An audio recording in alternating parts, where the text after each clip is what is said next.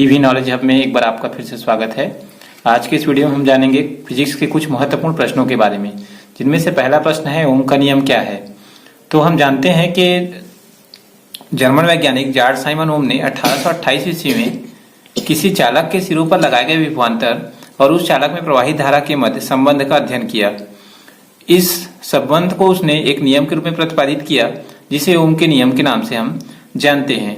यह नियम ये कहता है कि यदि किसी चालक की भौतिक अवस्था कहने का तात्पर्य जैसे लंबाई, ताप, दाब इत्यादि में यदि कोई परिवर्तन न किया जाए तो उस चालक में जो प्रवाहित होने वाली धारा होती है वह उसके सिरों पर लगाए गए विभवांतर के अनुक्रमानुपाती होती है।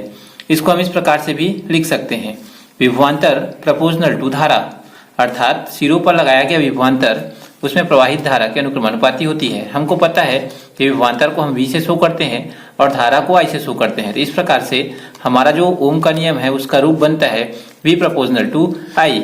या यदि मैं प्रोपोर्शनल के निशान को हटाता हूं तो यहाँ पे एक नियतांक लगाता हूं। यहाँ पे नियतांक जो है R है, जो उस चालक का प्रतिरोध कहलाता है। तो हमारा जो सूत्र बनता है वो हो जाता है V इक्वल टू IR। तो हमने ये जाना कि ये ओम का नियम है हमारा, और ये जो R है वो चालक का प्रतिरोध होता है, अर्थात विभवांतर और जो धारा है उनके बीच में ये संबंध है। इसी को हम ओम के नियम के नाम से जानते हैं। आइए हम देखते हैं ओम के नियम के लिए ग्राफ क्या है। तो ओम के नियम के लिए जो ग्राफ होता है वो V और I के बीच में डायरेक्टली प्रोपोर्शनल होता है। इस प्रकार का ग्राफ जो है हम ओम के नियम के बना सकते हैं कि जैसे जैसे हम V के मान में वृद्धि करते जाते हैं वैसे वैसे I के मान में भी क्या होती है, वृद्धि होती है। आइए अब हम जाने कि ओम के नियम की सीमाएं क्या हैं, अर्थात किन किन परिस्थितियों में ओम का जो नियम है वो लागू होता है और किन परिस्थितियों में ओम का नियम जो है लागू नहीं होता है।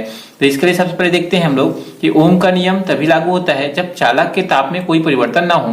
ना तो ताप में कमी होनी चाहिए और ना ही वृद्धि होनी चाहिए, क्योंकि ताप में कमी या वृद्धि होने से चालक का प्रतिरोध जो है वो कम या अधिक हो जाता है। ऐसी स्थिति में ओम का नियम जो है उस चालक के ऊपर लागू नहीं होता है।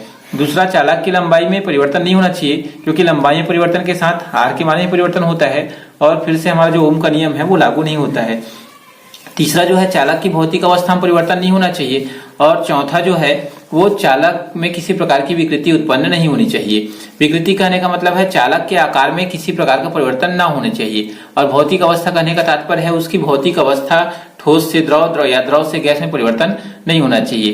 तो इस प्रकार से हमने जाना कि ओम का नियम क्या है और ओम के नियम की सीमाएं क्या है।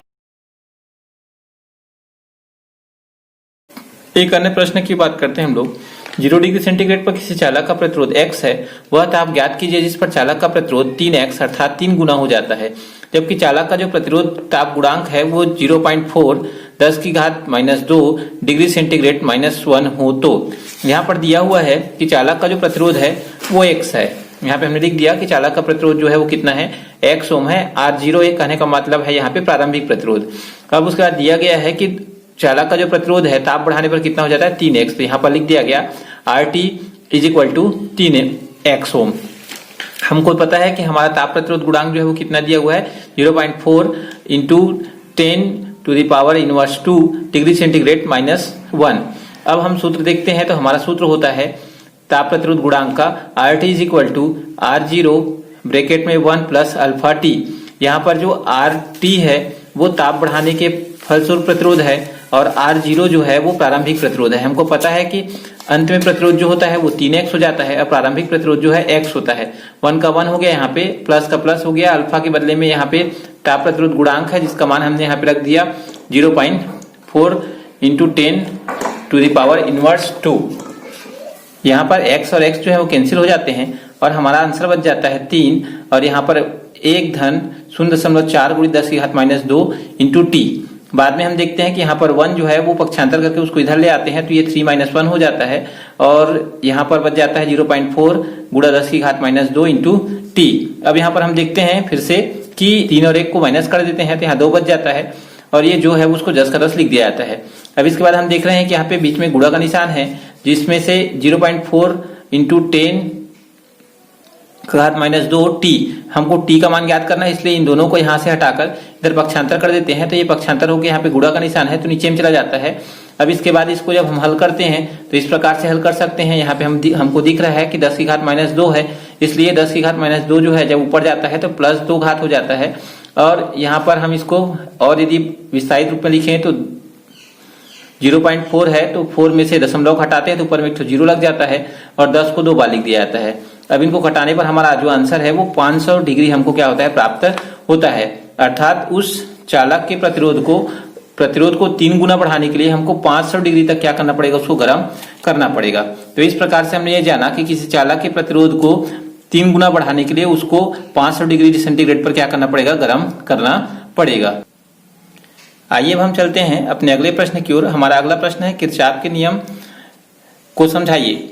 हमने अभी बताया कि ओम का नियम जो है वो किसी भी चालक के प्रतिरोध, विभवांतर और धारा के बीच के संबंध को दर्शाता है, लेकिन अनेक स्थानों पर ऐसे जटिल परिपथ होते हैं जहां पर प्रतिरोध और जो सेल होते हैं वो विभिन्न श्रेणी क्रमों या समांतर क्रमों में व्यवस्थित होते हैं। ऐसी स्थिति में ओम का नियम जो है वो पर्याप्त नहीं होता और यहाँ पर हम धारा और प्रतिरोध के संबंध को ज्ञात करने के लिए एक किरचॉफ के नियम का प्रयोग करते हैं, जिसे हम किरचॉफ के नियम के नाम से जानते हैं। किरचॉफ ने इस संबंध में 2 नियम दिया, जिसमें से पहला नियम जो है वो संधि का नियम या किरचॉफ का प्रथम नियम कहलाता है। किरचॉफ का प्रथम नियम ये कहता है कि यदि किसी संधि स्थल पर 2 या 2 से अधिक धाराएं जो है आपस में मिल रही हों तो सभी मिलने वाली धाराओं का जो बीजगणितीय योग होता है वो शून्य होता है। इसको हम इस चित्र के माध्यम से समझते हैं कि मान लीजिए हमारा ये बिंदु O है जहां पर 6 धाराएं जो है वो मिल रही हैं, जिसमें से 3 धाराएं I2, I3 और I3 जो हैं वो संधि की ओर आ रही हैं और I3, I4 और I5 जो हैं या I4, I5 और I6 जो हैं वो संधि से बाहर जा रही हैं। तो ऐसी स्थिति में यदि हम इन सभी धाराओं को जोड़ते हैं तो इनका जो बीजगणितीय योग होता है वो 0 आता है। जैसा कि आप चित्र में देख सकते हैं कि I2, I3 जो है, I2, I1 और I3 जो है वो संधि की ओर आ रही है, इनको धनात्मक लिया गया है, जबकि I4, I5 और I6 जो हैं वो संधि से बाहर जा रही है, इसलिए इनको क्या लिया गया है, ऋणात्मक लिया गया है। तो इन सब का जो बीजगणितीय योग होता है वो कितना होता है, 0 होता है। किरचॉफ का पहला नियम यही कहता है। अब आइए देखते हैं हम किरचॉफ का द्वितीय नियम क्या कहता है।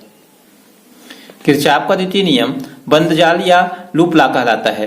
किरचॉफ का द्वितीय नियम यह कहता है कि किसी भी विद्युत परिपथ जो बंद जाल के रूप में हो, उसके विभिन्न भागों में प्रवाहित होने वाली धारा और संगत प्रतिरोध, क्या बोला गया है, प्रवाहित होने वाली धारा और संगत प्रतिरोध। मान लीजिए धारा I है और संगत प्रतिरोध क्या है, R है, तो इनका जो बीजगणितीय योग होता है धारा और संगत प्रतिरोध का गुणनफल, इन दोनों को क्या करना है, हमको गुणा करना है। तो इनका जो गुणनफल का बीजगणितीय योग होगा वो क्या होगा, विद्युत उस बंद जाल में उपस्थित कुल विद्युत वाहक बल के बीजगणितीय योग के बराबर होता है। अर्थात इसका बीजगणितीय योग और विद्युत वाहक बल का बीजगणितीय योग दोनों क्या होंगे, आपस में बराबर होंगे। इसको हम इस प्रकार से लिख सकते हैं, sum of I R is equal to sum of E. यहाँ पर ई जो है विद्युत वाहक बल है और आई जो है वो धारा है और आर जो है वो प्रतिरोध है। तो किरचॉफ का द्वितीय नियम ये कहता है। आइए अब हम देखते हैं व्हीटस्टोन सेतु के संतुलन के लिए आवश्यक प्रतिबंध जो है वो क्या क्या है। इसके लिए सबसे पहले हम ये मान लेते हैं कि हमने 4 प्रतिरोध लिया हुआ है, जिसके प्रतिरोध जो है वो पी, क्यू, आर और एस है। इन चारों को हमने क्या किया, एक चतुर्भुज के चारों भुजाओं पर जोड़ दिया। जैसा हम चित्र में देख सकते हैं कि हमने 4 प्रतिरोध P, Q, R और S को किसी चतुर्भुज के चारों भुजाओं पर क्या कर दिया गया है, जोड़ दिया हुआ है। अब इसमें से एक विकर्ण पर हमने धारामापी लगा दिया है और दूसरे विकर्ण पर क्या लगा देते हैं, एक सेल जो है या विद्युत स्रोत से क्या कर जाता है, इनको जोड़ दिया जाता है। अब यदि हम P, Q और R, S के मान को इस प्रकार से व्यवस्थित करें कि धारामापी में शून्य विक्षेप की स्थिति प्राप्त हो, तो ऐसी स्थिति में जब धारामापी में शून्य विक्षेप प्राप्त होता है तो ऐसी स्थिति में P बटे Q बराबर R बटे S होता है। अर्थात हमने ये जाना कि संतुलन की स्थिति में चूंकि धारामापी में कोई धारा जो है प्रवाहित नहीं हो रही है, इसलिए हम इसको संतुलन की स्थिति कहते हैं। संतुलन की स्थिति में किन्हीं 2 संलग्न भुजाओं के प्रतिरोधों का अनुपात P बटे Q, ये संलग्न प्रतिरोध है P बटे Q बराबर अन्य 2 शेष भुजाओं के संलग्न प्रतिरोधों के अनुपात के क्या होता है, बराबर होता है। ये हमारा क्या बोलता है, व्हीटस्टोन सेतु का सिद्धांत कहता है या व्हीटस्टोन सेतु कहता है। अब हम आइए जाने कि इस व्हीटस्टोन सेतु जो है वो कौन से नियमों पर आधारित है। तो व्हीटस्टोन सेतु जो है वो किरचॉफ के नियमों पर आधारित है। तो यहाँ पर किरचॉफ के जो प्रथम और द्वितीय नियम है वही लागू होते हैं। तो सबसे पहले हम देखते हैं यहाँ पे किरचॉफ का जो द्वितीय नियम है या बंद जाल का जो नियम है वो यहाँ पर देख सकते हैं हम लोग। यहाँ पे 2 बंद जाल हैं, A, B, D और A। एक जाल ये हो गया और दूसरा जाल जो है वो B, D, C और B, ये दूसरा जाल है। तो इन दोनों जालों पर क्या होता है, किरचॉफ का द्वितीय नियम जो है लागू होता है। तो हम यहाँ पर लगाते हैं किरचॉफ के द्वितीय नियम से कहाँ लगा रहे हैं, तो A, B, D और A पर लगा रहे हैं। ये बंद जाल A, B, D, A। हमको पता है कि किसी बंद जाल में प्रवाहित होने वाली धारा I1 और संगत प्रतिरोध I1 और P, I2 और R, IG और G, इन सब का जो बीजगणितीय योग होता है वो कितना होता है? शून्य होता है। तो हमने यहाँ पर I1P धनात्मक में ले लिया है, I1G धनात्मक में लिया हुआ है और I2R को ऋणात्मक में लिया हुआ है, क्योंकि ये जो धारा है वो क्या हो रही है? उल्टे क्रम में धनात्मक विभव की ओर क्या हो रही है? प्रवाहित हो रही है। तो इन सब का योग जो है क्या हो जाता है? शून्य हो जाता है। हमको पता है कि संतुलन की स्थिति में IG का मान जो है क्या होता है? शून्य होता है, इसलिए हमने यहाँ पे IG को हटा दिया और ये हो गया I1P और I2R। यहाँ पर I2R को पक्षांतर करके इधर लेके आते हैं तो ये I1P is equal to minus था वो इधर आके प्लस हो जाता है और I2R हो जाता है। ये हमारा समीकरण 1 बन गया। इसी प्रकार से हमने समीकरण 2 बनाने के लिए दूसरे बंजाल का उपयोग किया हुआ है और दूसरे बंजाल से हमने ये निकाला I2Q बराबर I4S, ये हमने निकाला हुआ है IQ3 is equal to I4S। ये हमारा समीकरण 1 हो गया, ये हमारा समीकरण 2 हो गया। अब हम इन दोनों समीकरणों को क्या करते हैं? एक दूसरे से भाग देते हैं। तो समीकरण 1 और 2 को हम क्या कर रहे हैं? आपस में भाग दे रहे हैं। तो भाग देने से हमारा I1P बटे I3Q बराबर I2R बटे I4S हो जाता है। ये हमारा I4S हो गया है। अब हम संधि स्थल B पर किरचॉफ के प्रथम नियम से चलते हैं। अभी हमने सवाल हल किया हुआ है। कहां से हल किया हुआ है? तो हमने सवाल यहां से हल किया हुआ है। ये बंद जाल और ये बंद जाल को लेकर हल कर रहे थे। अब हम इस बिंदु की बात करते हैं। इस बिंदु B पर जो है वो किरचॉफ का पहला नियम लागू होता है, अर्थात संधि का नियम लागू होता है और यहाँ पर आने जाने वाली धाराओं का जो बीजगणितीय योग हो जाएगा वो क्या हो जाएगा? 0 हो जाएगा। तो कौन कौन सी धारा आ रही है? I1 आ रही है, I3 और IG जो है वो संधि स्थल से जा रही है। इसलिए हमने क्या किया हुआ है? I1 को धनात्मक में लिया हुआ है और IG और I3 को किस में लिया हुआ है? ऋणात्मक में। हमको फिर से पता है कि IG का मान जो है क्या होता है? 0 होता है। तो ऐसी स्थिति में हमने उसको नेग्लेक्ट कर दिया और I1 और I3 जो है वो शेष बच गए। यहाँ पर I3 को हम जब पक्षांतर करते हैं तो I1 बराबर I3 आता है। अब हम यहाँ पर फिर से संधि स्थल D पर जो है किरचॉफ का नियम लगाते हैं। संधि स्थल D है हमारा। यहाँ पर हम देख सकते हैं कि यहाँ पर धारा I2 जो है वो आ रही है और IG जो है वो भी आ रही है और I4 जो है वो जा रही है, अर्थात ये दोनों जो है धनात्मक में हो जाएंगे और ये तीसरी धारा जो है वो ऋणात्मक में हो जाएगी। इसलिए हमने यहाँ पर किया हुआ है I2 जो है वो धनात्मक में है, IG जो है वो धनात्मक में है और I4 जो है वो ऋणात्मक में है। तो ऐसी स्थिति में IG का मान फिर से शून्य हो जाता है और I4 जो है वो शेष बच जाता है। यहाँ पर I2 minus I4 is equal to 0। अब हम यहाँ पर I4 को वापस इधर भेजते हैं तो ये I2 बराबर क्या हो जाता है? IG हो जाता है। यहाँ पर हमने ये जाना कि I1 और I3 जो है आपस में बराबर हैं, उसी प्रकार से I2 और I4 जो है क्या आपस में बराबर है। अब हम समीकरण 3 को देखते हैं कि हमने लिखा हुआ था कि I1 और I3 बटे में है। यहाँ पर हम देख चुके हैं कि I1 और I3 जो है क्या है? आपस में बराबर है। तो ये दोनों क्या हो जाएंगे? एक दूसरे को कैंसिल कर देंगे। इसी प्रकार से I2 और I4 जो है क्या है? आपस में बराबर है। तो ये दोनों भी क्या कर देंगे? एक दूसरे को कैंसिल कर देंगे, जिससे हमारा समीकरण का जो रूप है वो बच जाएगा P बटे Q बराबर R बटे S। जैसा कि आप देख सकते हैं ये I1 और I1 कैंसिल हो गया, I2 और I2 जो है यहाँ से भी क्या हो गए? कैंसिल हो गए। तो हमारा बच जाता है P बटे Q बराबर R बटे S। व्हीटस्टोन सेतु के संतुलन के लिए यही क्या है? आवश्यक प्रतिबंध है। आइए हम अपने अगले प्रश्न की ओर चलते हैं। बायो-सेवर्ट का नियम क्या है?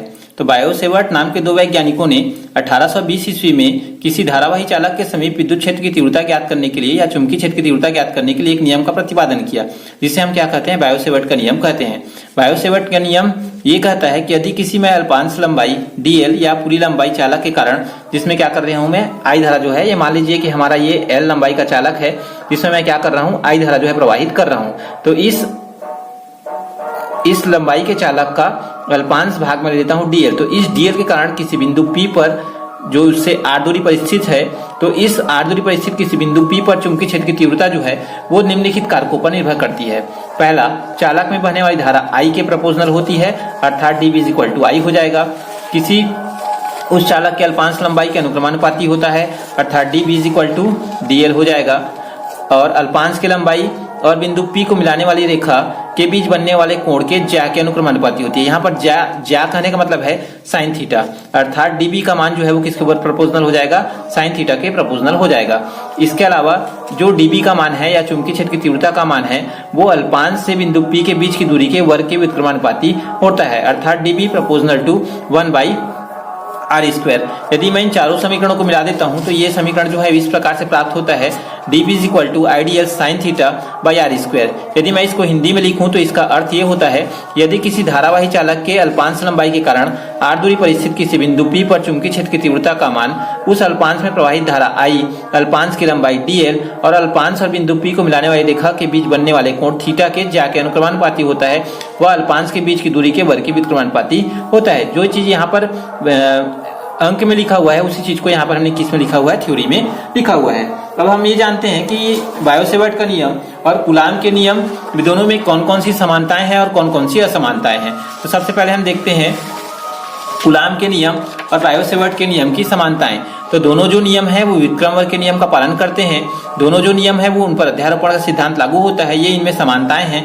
इसके अलावा इनमें असमानताएं कौन कौन सी हैं, तो असमानताओं के लिए हम देख सकते हैं बायो-सेवर्ट का नियम जो है वो उसमें उत्पन्न जो चुंबकीय क्षेत्र की तीव्रता होती है वो सदिश अवयव dl के कारण उत्पन्न होता है, जबकि यहाँ जो है वो अदिश अवयव dq के कारण उत्पन्न होता है।